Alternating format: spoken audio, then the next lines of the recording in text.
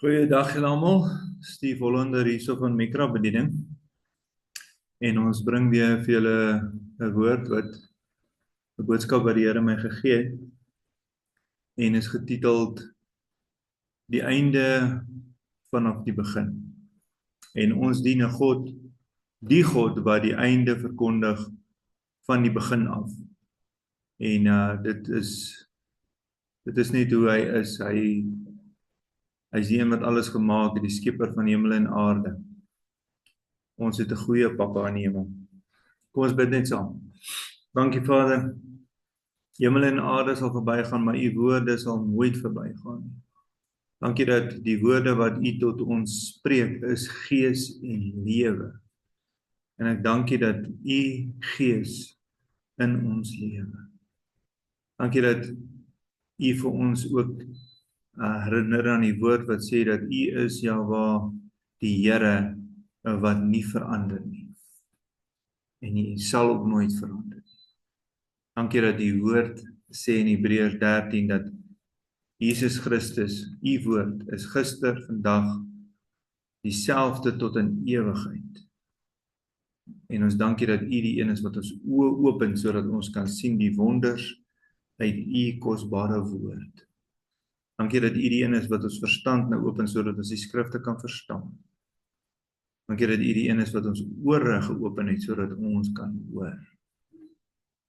Dankie dat u die een is wat vir ons beloof in die woord, dat wanneer ons u woord eet en deel maak van ons lewe, dat dit u woord word vir ons vreugde en vrolikheid vir ons hart. En ons dankie dat u gees en u woord voed ons in die dae wat kom. Dat wanneer daar 'n honger kom, dat ons die ewige lewe, die brood van die ewige lewe het. Want ons doel is om te wandel soos u gewandel het, Here Jesus. Want dit bring verheerliking aan ons Vader. En ons prys u vir u heilige woord. En ek seën nou die voorlesing van die heilige skrifte in Jesus Christus naam. Amen. So, Jesaja 46 praat die Here en hy sê, dink aan die dinge wat tevore was, van ouds af, dat ek God is en daar is geen ander nie.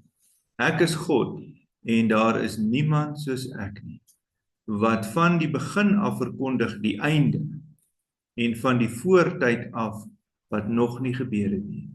Wat sê, my raad sal bestaan en al wat my behaag sal ek doen. Ja, kyk, ons het 'n groot Pappa.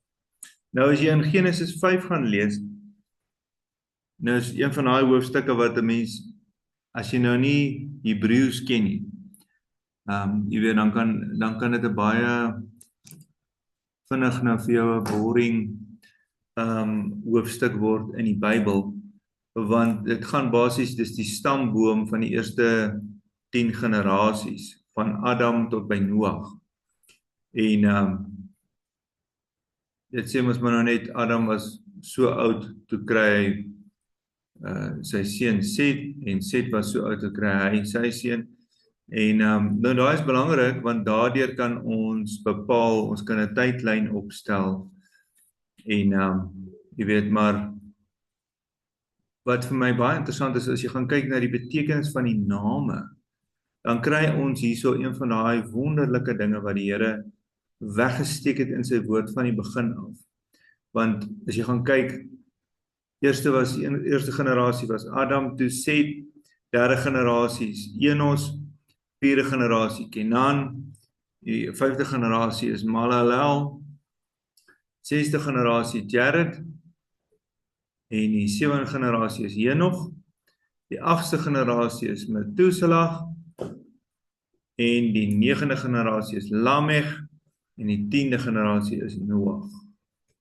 Nou as jy daai name vat, maar jy moet dit in daai spesifieke orde, moet jy dit neerskryf. Nou daar kan jy sien, daarso is 'n min of meer 'n tydlyn. As 'n mens nou die Bybel so lees, kan jy nou sien dat alles 6000 jaar terug gemaak is, min of meer.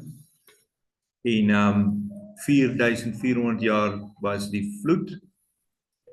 En daar so sien jy die eerste 10 generasies. Nou as jy die name vat en jy gaan kyk net na die betekenis, dan kry jy 'n boodskap in die Bybel, in die eerste boek wat die Here vir ons iets wil sê, en ek wil vir julle sê dit is vir my geen mens kon die Bybel geskryf het. Ons weet mos nou dis geïnspireer deur die Heilige Gees.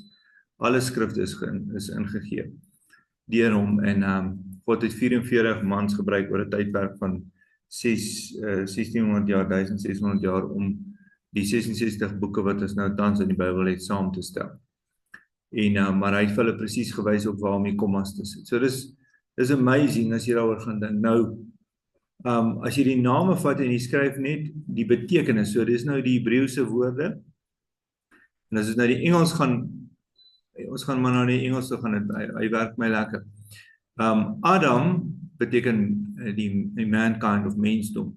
Seth or Set beteken is or appointed. Enoch or Enos means mortal. Kenan means sorrow. Malalel, sy naam beteken the blessed God. Jared beteken shall come down. Enoch beteken preaching of teaching. Methuselah beteken his death shall bring.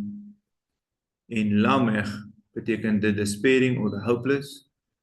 En Noach, sy naam beteken rest and comfort. Nou as jy dit gaan lees, maar dit moet in daai volgorde wees wat dit in die Bybel is, dan kry jy die goeie nuus, die gospel.